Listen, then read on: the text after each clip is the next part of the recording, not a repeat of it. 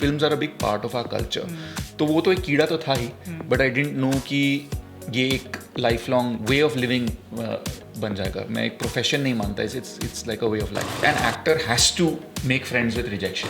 Grown up watching Rani Mukherjee and her work, and so the first thing was to get that image out of your head and to stop seeing Rani Mukherjee and see Shivani Shivaji Roy. तो race तो घोड़े दौड़ते हैं, हम तो कलाकार हैं. बहुत खतरनाक सवाल रहे हैं, इसीलिए मैं बार बार ग्रीन टी पी रहा हूँ. इंटरव्यू बहुत अच्छा है, बहुत रिसर्च है. बोलना चाहता हूँ लोगों को कि यहाँ पर चीटिंग हो रही है, ये इनसाइडर ट्रेडिंग पूरा फिक्स्ड है. ये मैच बिक चुकी है. Hi guys, this is Tahir Raj Bhasin and you're watching me on Filmy on this special podcast with Namita. Hi hello Sat Sri Akal, you are watching me at Filmi. मैं हूँ आपके साथ नमिता सचदेव और आज हमारे साथ जो शख्स है ना यहाँ पे, वो उनको मैं बोलूँ he is a young chilling face of crime, या फिर रोमांटिक लीड कह के बुलाऊँ, या फिर उनको मैं अंडर 19 जूनियर कह के बुलाऊँ. ये उन्हीं से पूछ लेते हैं कि उनकी असली उम्र क्या है. अंडर 19 जूनियर तो बिल्कुल भी नहीं है. Yes, I am talking about very handsome and charming Tahir Raj Bhasin who's with us right now. Tahir, welcome. Thank you so much. ये मतलब काफ़ी रंगीन इंट्रोडक्शन रहा है. एंड आई थिंक एक एक्टर के लिए बहुत बड़ा कॉम्प्लीमेंट होता है अगर आप पिन पॉइंट नहीं कर सकते कि एग्जैक्टली इनको इंट्रोड्यूस किस कैरेक्टर के हिसाब से किया जाए. लेकिन मुझे लगता नहीं आपको इंट्रोडक्शन की कोई ज़रूरत भी है. नहीं, ये आप ऐसे फ्लैटर कर रहे हैं, but thank you so am I flattering? Guess what, हमारी ऑडियंस बता देंगी. नहीं डन. कमेंट्स में हमें प्लीज बताइए अगर ये फ्लैटरी थी या नहीं. तो मैं ये पूछना चाहती हूँ, करण रस्तोगी बुला लूँ आज आपको? नहीं, आप ताहिर बुलाएं तो बेटर रहेगा. तो चलो ताहिर, दिल्ली में आप है ना, दिल्ली के हो और फिर आप बॉम्बे आ गए. So how was your first like visit to Bombay? Why did you come to Bombay? जिससे मतलब उससे पहले कि मैं एक्टिंग के बारे में कुछ जानूँ. मैं आया था एक्चुअली एक दोस्त से मिलने, और इत्तेफाक से वो जो दोस्त था वो एक असिस्टेंट डायरेक्टर की तरह काम कर रहा था उस वक्त. एंड आई रिमेंबर उसका जो शूट चल रहा था वो मड आइलैंड में चल रहा था. तो that was my first introduction की शूट्स इस तरह होती हैं. और पहली बार मैं जो लोग बम्बई में नहीं रहते, एक एरिया है वर्सोवा, और वहाँ से एक जेटी पकड़कर आप मड आइलैंड की ओर जाते हैं. तो पहली बार वहाँ बैठा, मैंने स्टूडियोज़ देखे, एक शूट देखा. तो एक बॉम्बे का एक टिपिकल इंट्रोडक्शन था कि फिल्मी ज़िंदगी इस तरह की होती है. और क्योंकि कॉलेज के दोस्त थे तो फिर एक साथ फिर हम टाउन एरिया में घूमे, कोलाबा में, जो एक टूरिस्टी एक ट्रेल होता है बॉम्बे का. And I remember being very overwhelmed at how different the city is. Delhi और बॉम्बे में ज़मीन आसमान का फ़र्क है इन टर्म्स ऑफ आर्किटेक्चर, लोग, सिटी का pace. But I was very charmed. Like एक जादू होता है जो पहली बार आपको या तो स्ट्राइक करता है. और जहाँ तक कि टूरिस्ट की बात मैं करूँ या जो लोग बाहर से आते हैं बम्बई की, मैंने एक्सट्रीम्स देखे हैं. पीपल इधर लव इट और हेट इट. कोई बीच का नहीं है कि यार ठीक है दिस थिंग. इधर you love it and you and up staying here और विजिटिंग ओवर एंड ओवर. और मतलब होता नहीं आपसे कि मतलब दादर स्टेशन की भीड़ देखकर, यहाँ की बारिश देखकर आप इतने ओवरवेल्म हो गए. तो it's a big cultural difference, but in a good way. तो ताहिर फिल्मी दुनिया से इंस्पायर्ड रहते थे जब दोस्त से मिलने आए थे? और व्हाट लाइक आई थिंक बचपन से films were such a part of my growing up. मेरी जो परवरिश हुई है, मेरे पिताजी वायुसेना में थे. तो हिंदुस्तान के हर कोने में जो है उनका ट्रांसफ़र हुआ था. तो मैं छोटे शहरों में रहा हूँ जहाँ पे सिंगल स्क्रीन का एक बहुत एक कल्चर रहा करता था. और उन दिनों में, क्योंकि ये मैं ज़्यादा ओल्ड तो नहीं साउंड करना चाहता, पर ये प्री सोशल मीडिया के दिन हैं. तो उन दिनों में जब फिल्म रिलीज़ होती थी तो मतलब सब लोग सबको छोड़कर, मतलब आज शाहरुख खान की फिल्म रिलीज़ हुई है, आज आमिर खान की फिल्म रिलीज़ हुई है, and then everyone used to be talking about those films. And I think this goes for all Indians regardless कि आप मतलब कहाँ पले पड़े हैं, कि films are a big part of our culture. तो वो तो एक कीड़ा तो था ही, बट आई डिडंट नो कि ये एक life long way of living बन जाएगा. मैं एक प्रोफेशन नहीं मानता, it's like a way of life. तो जब तक एक्टर नहीं बने थे तो कौन थे फेवरेट एक्टर? किससे फैसिनेटेड रहते थे? बहुत सारे. I mean I grew up on Shahrukh Khan sir, of course, a lot of Aamir Khan sir. And then later जब अलग अलग तरह की फिल्में देखने लगे तो Irfan Khan, Bachchan sir of course is like an icon.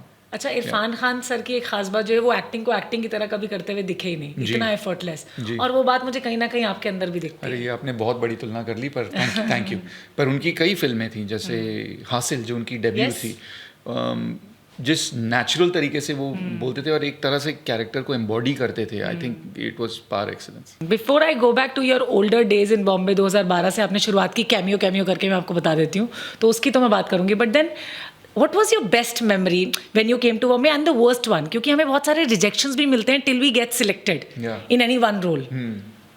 My best memory are the simplicity of those days. कि आपके problems होते थे कि यार रेंट के लिए घर नहीं मिल रहा है, तो अभी हम घर ढूंढ रहे हैं. पर they were always, I was very lucky that they were always friends around. तो यू नो चाहे रोज ना मिल रहे हो, पर वीकेंड पर आप मिलकर फिर सब लोग अपने प्रॉब्लम्स के बारे में बात करते थे, सब लोग अपने अकॉम्प्लिशमेंट्स के बारे में बात करते थे कि आज मेरा ये क्रैक हो गया या वो हो गया. अच्छा से बताते थे दिस थिंग. हाँ बिल्कुल. आई वाज वेरी फॉर्चुनेट कि मेरे दोस्त हमेशा से जो बॉम्बे में रहे हैं वो या तो राइटर्स या डायरेक्टर्स या DOPs या कॉस्ट्यूम डिजाइनर्स, तो इंडस्ट्री के हर एस्पेक्ट से. And now all of them have been here for about 10-12 years. तो सबकी प्रोग्रेस देखकर एक बहुत खुशी सी होती है. लेकिन मुझे नवाज सर की एक बात याद आ गई इस पे. वो बता रहे थे एक इंटरव्यू में मुझे कि ऐसा होता था कि अगर हम किसी फ्रेंड, ऐसा होता है ना स्टार्टिंग में फ्लैटमेट्स के साथ रहते हैं, शेयर करके रहते हैं. अगर आप भी रहे थे वैसे? जी. हाँ. कब, कौन से ईयर में? मतलब 2012 से एंड फिल्म्स रिलीज होने की काफ़ी बाद तक, क्योंकि वो फिर फ्लैटमेट एक तरह का एक फैमिली मेंबर बन जाता है बॉम्बे में. तो just because you can live by yourself, you choose to still continue to stay with them. Yes, और आपका मन भी लग जाता है फिर यहाँ पे, है ना? और ऐसा भी होता था कि मान लो अगर कोई एक्टर ही फ्रेंड साथ में रह रहा है, सेम ऑडिशन में you get to bump into each other. कह रहे तू भी यहाँ पे. वेरी कॉन्शियसली मैं कभी एक्टर्स के साथ रहा नहीं हूँ, क्योंकि मैं मतलब फिर वो एक तरह से वही बातें आप कर रहे होते हैं कि कहाँ ऑडिशन था, क्या पिक्चर देखी, क्या एक्टिंग. तो कॉन्शियसली अपने सर्कल को थोड़ा अलग रखने के लिए मेरे जो दोस्त रहे हैं वो अलग अलग फिल्मों में ही, एंटरटेनमेंट में ही, पर डिफरेंट डिपार्टमेंट्स में रहे. और आपने स्मार्टली चूज किया फिर, है ना? Writer, director. अच्छी बात है. Now going back to your older days, your first break, पहला ब्रेक मिलना तो बहुत ही मुश्किल होता है मुझे लगता है. तो सबसे पहले एड मिला था या फिल्म मिल गई थी सीधी? Kismat love Paisa Dilli, if I am not wrong. नहीं, एड से ही शुरुआत हुई थी. And I am very actually grateful for that phase, क्योंकि एक रेपिटेटिव ऑडिशन का एक प्रोसेस होता है. And I think that is something that every actor has to go through, every actor who comes from outside the city has to go through. And एक तरह से an actor has to make friends with rejection, क्योंकि even लोगों को लगता है कि एक बार आप एक अकॉम्प्लिश्ड एक्टर बन जाएं, देन द रिजेक्शन स्टॉप्स. पर in different ways every day you face it, and you have to take it as ये फीडबैक है कि चलो मतलब part of your journey, part of, exactly. So it's part of the journey. तो ads पहले मिले थे और कुछ बहुत अच्छे डायरेक्टर्स के साथ काम करने को मिला, सीखने को मिला. सो आई एम फॉर्चुनेट. एड्स जल्दी से क्रैक कर लिया था? नहीं, जल्दी से तो वो ही पूछना चाह रही हूँ मैं. पर कुछ महीने तो लगे थे टू फिगर इट आउट. पर एड्स पहले हुआ था, और फिर छोटी फिल्म में I think one of the first parts was काय पोचे में, एक छोटा सा एक कैमियो पार्ट है. पर वहाँ पर भी जाकर सेट पे पहले देखना, अच्छा ये लड़का कौन है, ये तो बहुत अच्छी एक्टिंग कर रहा है, क्या नाम है इसका, अच्छा राजकुमार राव. तो ऐसे दिस थिंग. तो पहली बार मैंने इन एक्टर्स को वहाँ पर देखा था, एंड जस्ट टू सी कि एक फुल सेट कैसे फंक्शन करता है. एंड इट वाज ऑलमोस्ट, मतलब आप किसी भी फिल्म स्कूल में चले जाओ, किसी भी यूनिवर्सिटी में चले जाओ, पर एक्चुअली एक सेट पर रहकर, चाहे आप एज एन असिस्टेंट हो या एक कैमियो हो या एक कैरेक्टर प्ले कर रहे हो, बहुत कुछ सीखने को मिलता है. अच्छा, कायपोची में तो आपको बहुत छोटा सा सीनियर अली आपने मेरे ख्याल से प्ले किया था उसमें. छोटा सा था, पर मेरे हिसाब से एक पोएट्री थी उस पार्ट में, क्योंकि पूरी जो फिल्म है वो एक बच्चे, एक अली जो है, और उसको जो तीनों दोस्त हैं वो ग्रूम कर रहे हैं, और एंड में वो कैरेक्टर ग्रो अप करता है, और उसका ओल्डर वर्जन आप देखते हैं, वो फील्ड पर वॉक ऑन करता है, इंडिया की किट पहनी हुई है, एक बैक शॉट होता है बहुत ही आइकॉनिक, और वो पिच पे खड़ा होता है और पहले ही बॉल पर चौका मारता है, और कमेंटेटर कहता है what an opening, you know. तो वो सुनकर मुझे लगा कि यार अगर पहला कुछ करना है, कमेंटेटर बोल रहा है व्हाट एन ओपनिंग, पहली बार बॉल पर चौका. And I think it was a moment of life comes a full circle, क्योंकि वो सीनियर अली से सुनील गावस्कर इन 83 और एक वो क्रिकेट की किट पहनकर यू नो लॉर्ड्स लंदन में वॉकआउट करना. तो आई थिंक कहीं ना कहीं ये लिखा हुआ था. एंड बहुत से लोग सोचते हैं ये सारे पार्ट्स देख के कि मैं क्रिकेट बहुत अच्छा खेलता हूँ, मैं बिल्कुल नहीं. मैं कॉलेज में भी नहीं, स्कूल में भी नहीं. मतलब गली क्रिकेट तो हर बच्चा खेलता है, पर उतने सीरियसली नहीं. जो उस टीम के 83 के टीम के जो हमारे कास्ट थे, वो काफ़ी जो है मेंबर्स वो या तो कॉलेज टीम्स में थे या अंडर 19 स्टेट लेवल प्लेयर्स थे. पर इतनी कुछ सीरियसनेस नहीं थी. पर मैंने इंजॉय उस प्रोसेस को बहुत किया, बोथ इन काय पोचे एंड इन 83, कि when you are doing such great projects, trainers होते हैं नेशनल लेवल पे जो आपके साथ काम करते हैं. I think that's one of the fantastic things about being an actor is that आप इन अलग अलग पार्ट्स में घुस पाते हो, और उनकी दुनिया में घुसने के लिए you get training with people who you would never have otherwise met. कितना कॉन्फिडेंस मिल रहा है ना बात करके आपसे.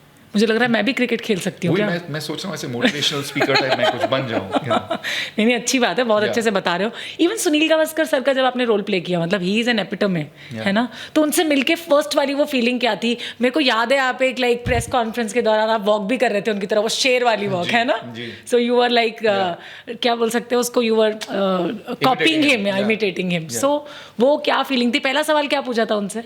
Gavaskar sir, it was very intimidating क्योंकि it was I think the first time where I'm playing a character who's a living legend. You know, उससे पहले मैंने एक मंटो नाम की फिल्म करी थी नवाजुद्दीन सिद्दीकी के साथ, पर उसमें जो शाम जो कैरेक्टर थे, जो 40s के सुपरस्टार थे, he is no more. So I had read and seen a lot of his interviews. पर यहाँ पर किसी की बायोग्राफी आपने पढ़ी है और वो आपके सामने बैठे हैं, तो पहले तो मैं ऐसे ओवर एक्साइटमेंट में उन्हीं के लाइफ फैक्ट्स उनको बता रहा था कि सर आपने उस वाले मैच में ये किया ना, तो उन्होंने बोला जैसे मैं पॉडकास्ट से पहले आपको बता रही थी आपकी। हाँ, मैं कहना नहीं चाहता था, तो उन पे इतनी रिसर्च कर रखी थी मैंने कि मैं उन्हीं के लाइफ फैक्ट्स उनको बता रहा था। And he was very charming and very open about, क्योंकि एक एक्टर को प्ले करना, उनको इमिटेट करना और उनकी तरह प्ले करना, जो बहुत मैं मिमिक्री करने की कोशिश नहीं कर रहा था, it was my version of him, and to do that with such a senior person you have to take his permission, and he gave all of that, and he said just do your best and no pressure. One thing he was sure, like very clear on, is that when you're playing the shots, make sure that you get it right. तो ये थोड़ा pressure था.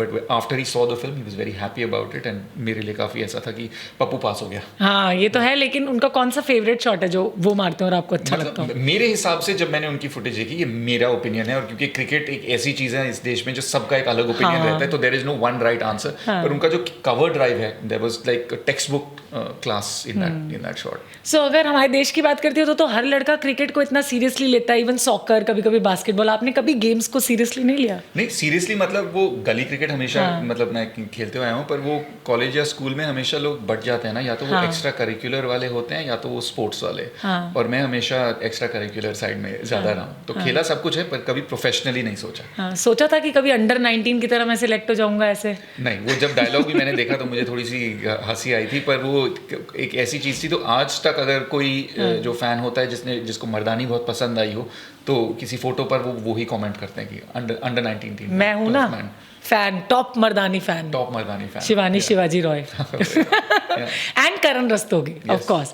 मतलब जब मैंने देखा था ना कि Karan Rastogi like you as a villain और प्लेइंग अ ग्रे शेड, तो पूरा मुझे लगता है पूरे हिंदुस्तान का पर्सपेक्टिव ही बदल गया था, नहीं कि a handsome, a young charming looking guy can play a grey character. That's so difficult.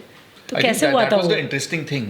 That was Pradeep सरकार and आदि sir's genius की, मतलब एक ऐसा character who looks like the boy next door, जो कोई सस्पेक्ट नहीं करेगा, कोई सोचेगा नहीं, and you play him as a dark grey anti-hero, and that's why it worked. And I think एक ऐसा पार्ट था which people hated the character but they loved the way it was mounted, and I was very very fortunate to get that. How was you called? You gave audition for that? I did give an audition for that, and जब एक ऐसी film के लिए होता है तो then they auditioned a lot of people, and I think there were about 300 to 500 people who were called.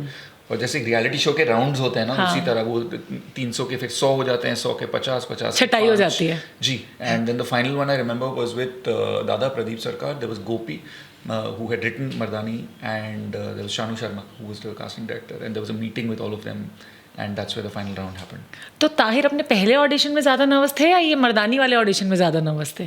Nervousness होता था वैसे स्टार्टिंग में? आई थिंक नर्वसनेस भी एक तरह का एक एक्साइटमेंट है कि I hope I get this right, I hope I this thing. तो हर बार आई थिंक आज भी अगर एक ऐसा हो कि एक ऑडिशन का एक टाइम आए, then one gets like a little nervous/excited at the same time. And you knew जब मर्दानी कर रहे थे कि रानी Mukherjee would be opposite you? शुरू में नहीं, but when it came down to the last 3 people, then हाँ, तब तक पता लग गया था. And your chemistry came out really well with Rani. मतलब वो तो सुपर लाइक टैलेंटेड है ही हैं, लेकिन उनके साथ कैमरा फेस करना, कभी ऐसा मोमेंट आया कि लगा कि यार ये इतना स्ट्रॉन्ग? वैसे obviously when you have a female face opposite you who is playing as strong as you, even more than you, more powerful, तो वो कैसा वाला होता है? Like better preparation. The first task really was to get the image of because you've grown up watching Rani Mukherjee and her work.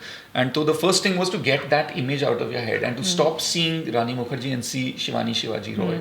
And uske liye actually the director, late Pradeep Sarkar, had a fantastic way of doing it. कोई हमारी reading या workshop नहीं हुई थी, पर उन्होंने मेरे को सेट पर बुलाया जब रानी मैम के सीन्स शूट हो रहे थे. अच्छा. And just to watch her in character on set on a day when I'm not shooting got me very used to seeing Shivani ji, Shivani Shivaji Roy instead of Rani Mukherjee. Oh, that's really nice because behind the camera जब आप देखते हो तो मुझे लगता है comfort level भी बढ़ जाता होगा ना काम करने का. बिल्कुल. Behind the camera and काफ़ी सीन्स थे उस फिल्म में जो फोन कॉल्स थे. और नॉर्मली जब एक सीनियर एक्टर या कोई भी एक्टर फोन कॉल पर होता है तो एक असिस्टेंट पीछे से क्यूज दे रहा होता है.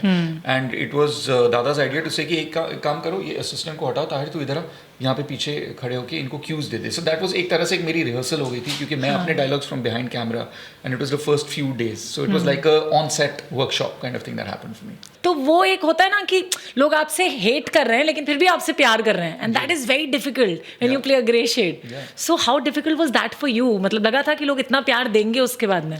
मैंने जब स्क्रिप्ट पढ़ा तो मतलब मेरे को ऐसे शॉकिंग तो लगा कि ending, but I think like for the character arc to complete वो एक justified ending था. And I remember in those days I had watched a Shah Rukh Khan interview where he had played a lot of negative he parts. तो started his journey with doing that. And he said something which stayed with me and he said मैं काफ़ी फिल्मों में मार खा के मरा हूँ और मैं इसी वजह से सबसे हिट एक्टर हूँ. तो आई वाज लाइक चलो लाइक पहली फिल्म में हिट हो जाना is a good thing. So like that's the way I took that thanks to his interviews which are always fantastic. Like I love watching Shah Rukh sir's interviews. तो Shahrukh sir की 3 ऐसी फिल्में बताओ जिसमें वो मार खाया उन्होंने और उन्होंने नेगेटिव रोल प्ले किया. अरे वाह, ये तो आपने मतलब ये आउट ऑफ सिलेबस क्वेश्चन है, ये खाली है, देख लो. But Baazigar of course, then there's अंजाम as well, and I would say कभी हाँ कभी ना, although it was a romantic film, पर दिल को चोट तो लगी थी. बट पिटे थोड़ा ना थे. पिटे नहीं थे, दिल को चोट. Wrong answer. नहीं, दिल को चोट. जिन लोगों को समझना है वो समझ जाएंगे और जिन लोगों ने दिल पर चोट खाई है वो ये भी जान जाएंगे कि कभी कभी असली मार खाने से ज्यादा गंभीर बात होती है. बहुत बढ़िया. लेकिन उसका लास्ट सीन बहुत इंटरेस्टिंग लगता है मुझे. वो मिल नहीं रही होती सुनील को रिंग, राइट?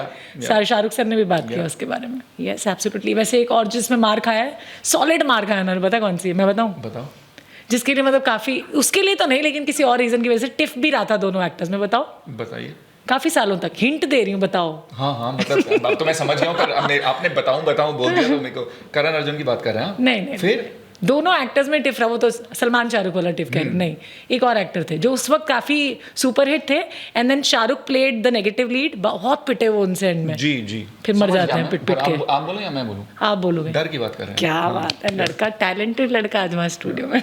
मतलब ये तो ऐसे जवाब में आपने कॉम्प्लीमेंट. हाँ तो आज तो कॉम्प्लीमेंट्स की लाइन लगने वाली है ना. One of my favourite actor is sitting in front of me. So thank you so much. अभी recently you are shooting for ये Kaali Kaali Aankhen 2 I think. Yes I was. You have completed that shooting very recently. Yes. अच्छा, I want to talk about Vikrant character also. जी. जैसे मैंने starting में भी बोला था, चाहे रॉ लवर का किरदार दे दें, बिकॉज ये एक ऐसा रोल था जो रोमांटिक लीड आपको मिला था. लोग देख रहे थे कि आप नेगेटिव किरदार अच्छा कर लेते हो करके, but then he played really well Vikrant character in ये काली काली आंखें. ये कैरेक्टर कैसे क्रैक किया था? मतलब मुझे पता है कि इसके लिए ऑडिशन तो नहीं देना पड़ा होगा. नहीं ऑडिशन नहीं, पर जो काफ़ी डायरेक्टर्स करते हैं जब उनका फाइनल कास्ट लॉक हो जाता है तो एक स्क्रीन टेस्ट टाइप, वो मतलब आपको they will call you with the finalised cast और एक रीडिंग करेंगे.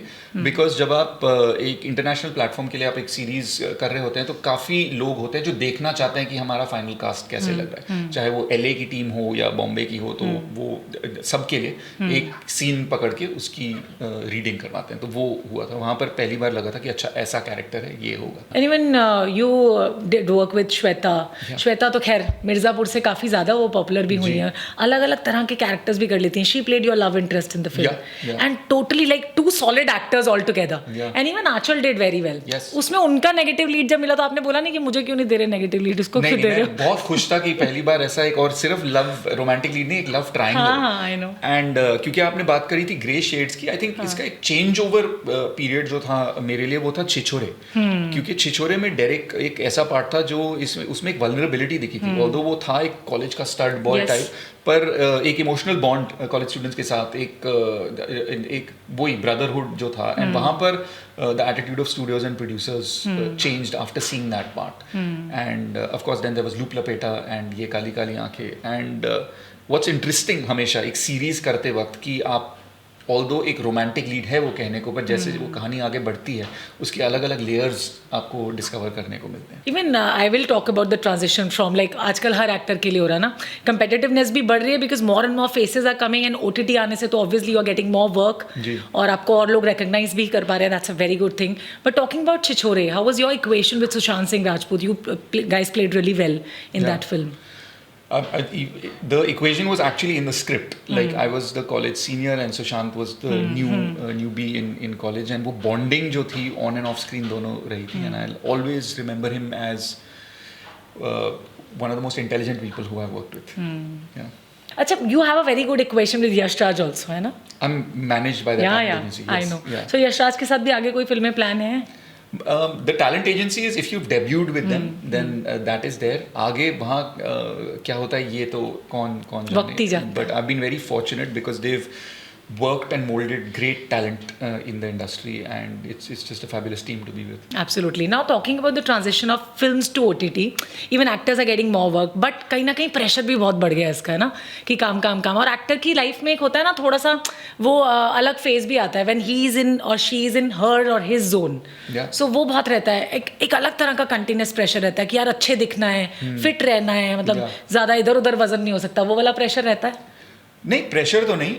मैं एक्चुअली एक दोस्त से बात कर रहा था and who asked me the same question, and मैंने करियर में बहुत शुरू में जॉन इब्राहिम के साथ फोर्स टू गई थी. और जब आप इतने मोटिवेटेड और इतने फिट एक्टर को देखते हैं तो कुछ ऐसी चीज़ें होती हैं जो आप पिकअप करते हैं, चाहे वो उनका discipline ho to go to the gym or just in eating clean.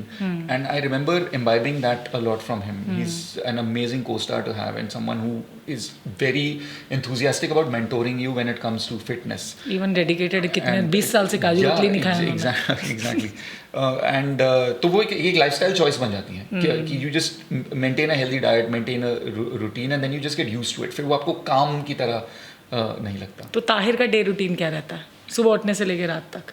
ये तो मतलब एक अलग ही पॉडकास्ट हो 30 seconds में बताना हो तो 30 seconds, like it would be like you wake up, it would start obviously with breakfast, it would be a little bit of reading, and then if you love having green tea also?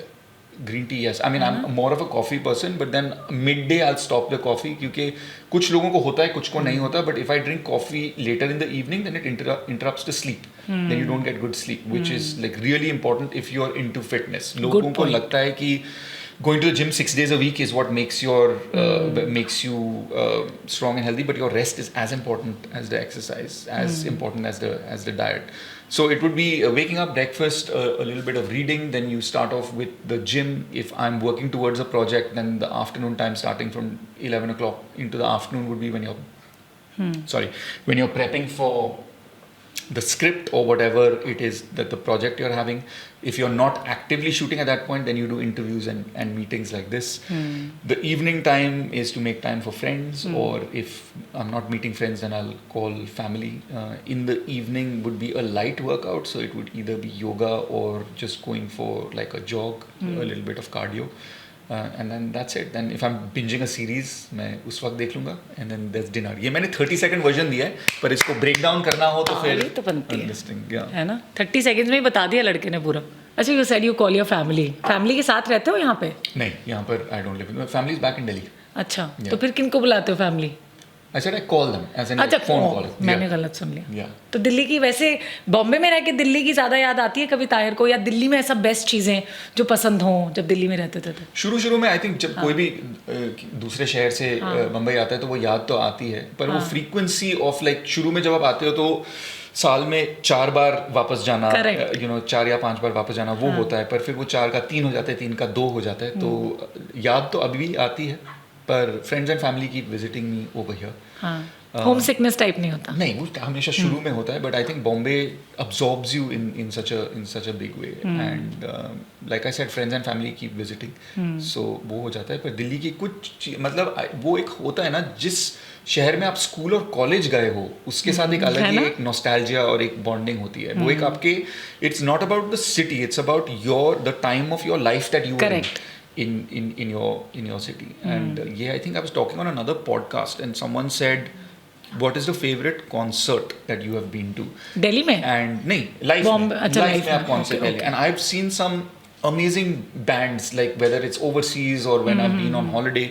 पर वो college festival में जब आप पहली बार euphoria को देखते Yes. या lucky Ali आपके कॉलेज में आया, पर उनको वो जो माहौल होता है, वो जो आपके मतलब that time in your life is very special. Which college you were into? I was in Hindu. Hindu? मुझे लग ही रहा था आप हिंदू में थे. अच्छा, ऐसा क्या? हाँ, मैं तो कमला नगर घर ही बताने लगी. Well, I used to stay in North Delhi. Right. Since I'm a Delhiite. Yeah. तो वो कॉलेज फेस्टिवल्स में सबसे पहले वो हिंदू का ही क्रेज होता था कि यार इनके यहाँ पे बड़े अच्छे अच्छे लोग आते हैं, बहुत अच्छे बैंड्स भी आते हैं. All right. कौन से स्कूल से? अगेन क्योंकि my dad was in the air force, हर 2 साल हम शिफ्ट अच्छा. किया करते थे, तो ऐसा कोई फिक्स स्कूल नहीं था. तो अलग अलग सिटीज में रहने का एक्सपीरियंस भी अलग होता है बिकॉज आपका कल्चर बदल जाता है. So which city make you learn things like except for Delhi and Bombay? Every city has taught me so much, but most of all, I think what moving teaches you is how to adjust to new people, how to adjust to new cultures. Kolkata में भी रहे कभी? नहीं, कोलकाता में कभी नहीं. नहीं. I think काली काली आंखें की शूटिंग थोड़ी कहाँ, कोलकाता में हुई थी? नहीं, हमारी ज़्यादातर एमपी में हुई थी, भोपाल में, एंड देन फिर फाइनल एपिसोड लद्दाख साइड में. Okay okay okay. All right. अच्छा, मैं मतलब कहाँ से कहाँ पहुँच जाती हूँ, मुझे खुद ही पता नहीं रहता. वेल, मैं जानना चाह रही थी कि OTT का जो प्रेशर होता है, कंपेटिटिवनेस बढ़ जाती है, और लाइक बहुत सारा एक्टर्स एक साथ भी आ रहे हैं, और काम को लेके भी होता है कि आपको मिल रहा है लेकिन आपको कहीं ना कहीं ज़्यादा मेहनत भी करना पड़ रहा है कि यार ये मिल जाए वो मिल जाए. तो आपके साथ ऐसा होता है? How do you see that the transition? नहीं, एक बहुत खूबसूरत कहावत है कि रेस तो घोड़े दौड़ते हैं, हम तो कलाकार हैं. क्या बात है. तो ये एक मैं इसको competitive sport की तरह बिल्कुल नहीं देखता. Like for me it is the journey that I have with each project, and I actually think it's a very toxic culture that although it is like the people paint it as the ideal scenario कि आप साल में 5 projects shoot कर रहे हैं, where like you know out of 365 days you're shooting for 360 days and you're going from project to project. If you want to grow as a person and as an actor, having a break in between, like doing things for yourself, are as important. Of course, there's a healthy balance. You don't want either the work to be to back to back. You don't want that break also to be long.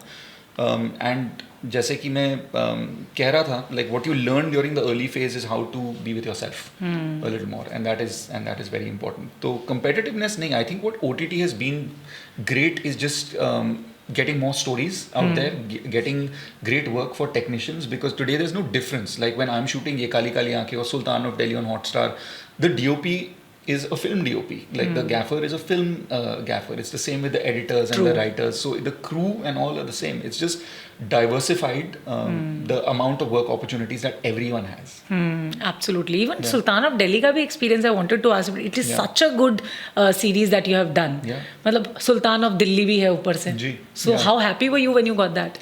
I was super excited again because of the title. Because you know, and I remember one of the critics had written, and the headline read, you know, from the streets of Delhi to the Sultan of Delhi. Oh, wow. And you know, and I loved the poeticness. Again, वो जब you know दुनिया गोल है वाला moment आ जाता है तो बहुत खूबसूरत होता है. But it was amazing because Milan Luthria एक ऐसे डायरेक्टर हैं जिनका काम आप देखते हुए बड़े हुए हैं. You know, I've seen like Dirty Picture and Once Upon a Time in the theater, and he's got a style, like he's got this iconic you know, when he's creating vintage characters, especially gangsters, he's got like a larger than life style जो वो create करते हैं. और लग रहा था कि this is like cinema on OTT वो करते हुए. एंड आई रिमेंबर 1 या 2 सीन तो काफ़ी आइकॉनिक थे. ट्रेन के ऊपर शूट करना, ये हमने पंजाब में अमृतसर में शूट किया था कि एक कॉन्वर्सेशन मेरे और मेरे को-स्टार के बीच में हो रहा है और हम एक ट्रेन के ऊपर थे, पूरी कैमरा टीम ट्रेन के ऊपर है, ट्रेन मूव कर रही है. And yeah it was just like because as an actor you want new experiences, क्योंकि कितना ही आप एक स्टूडियो में शूट कर लोगे. After that the challenge becomes आप लद्दाख में -7 डिग्रीज में शूट कर सकते हैं. आप एक ट्रेन टॉप में with all of those technical difficulties आप उनको ओवरकम करके कैन यू शूट. और कुछ ना कुछ एक चीज़ हमेशा होती है जो नेचुरली इन्वायरमेंट आपके परफॉर्मेंस में ऐड कर लेती है, which you can't recreate in a studio. And that was amazing because most of Sultan of Delhi was shot on real locations. Okay.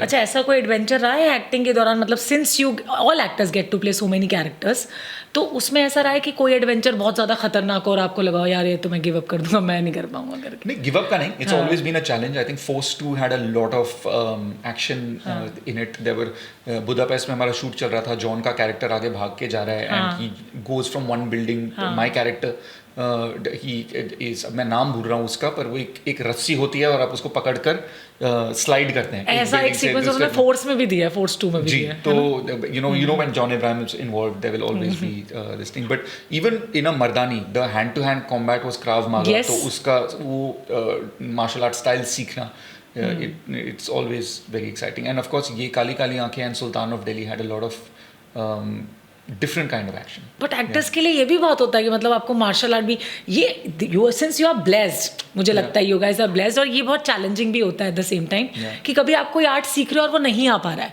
Like martial arts it's not easy, it's very difficult. मतलब मुझे याद है मैं थोड़ी बहुत acting की classes ले रही थी एक बार, तो उसमें 2 दिन का उन्होंने दिया था, 1 दिन मार्शल आर्ट्स, मुझे लगा यार ये तो मैं नहीं करवाऊंगा, कैसे हो पाएगा। तो वो भी तो होता होगा ना कभी कभी। Like you said, it's one of the benefits कि as an actor you get into be in the shoes of all of these different characters. And you get to meet some great coaches, but I would also not want to take away credit from some great stunt teams that we have in India. So lots of times, if you can only आपको 7 दिन की training मिली है, पर वो तो 7 साल से करते हुए आ रहे हैं, 7 या कुछ लोग तो 20 साल से करते हुए आ रहे हैं, तो you give it your 70% and then the remaining percentage they give in order to make the shot look great.